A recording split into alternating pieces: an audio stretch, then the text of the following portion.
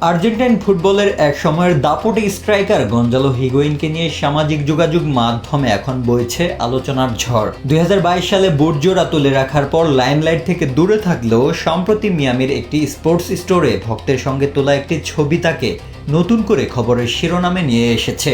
Sleeveless top, হালকা নীল shorts আর এলোমেলো চুল দাড়িতে হিগুয়েইনকে এতটাই অচেনা লাগছিল যে অনেকে ছবিটিকে কৃত্রিম বুদ্ধিমত্তা বা এআই এর কারসাজি বলে সন্দেহ করতে শুরু করেন। ছবিটির সত্যতা নিশ্চিত হওয়ার পর নেটিজেনদের মধ্যে শুরু হয় মিশ্র প্রতিক্রিয়া। কেউ কেউ তার আমূল পরিবর্তনে বিস্ময় প্রকাশ করেছেন, আবার কেউ বা কৌতুক করে মন্তব্য করেছেন যে তাকে এখন ফুটবলারের চেয়ে খামারের কর্মী বা ট্রাক্টর চালক হিসাবেই বেশি মানাবে। মাঠের সেই ক্ষিপ্রগতির স্ট্রাইকারের এই সাধারণ জীবনযাত্রার ভঙ্গি ভক্তদের মনে যেমন কৌতূহল জাগিয়েছে, তেমনই মনে করিয়ে দিয়েছে সময়ের সাথে মানুষের পরিবর্তন হয়। বর্তমান ইন্টার মায়ামিতে প্লেয়ার ডেভেলপমেন্টের কোচ হিসাবে কর্মরত হিগুয়েইন এখন মাঠের লড়াই ছেড়ে পর্দার আড়ালে নতুন প্রজন্ম তৈরিতে নিজের সময় অতিবাহিত করছেন।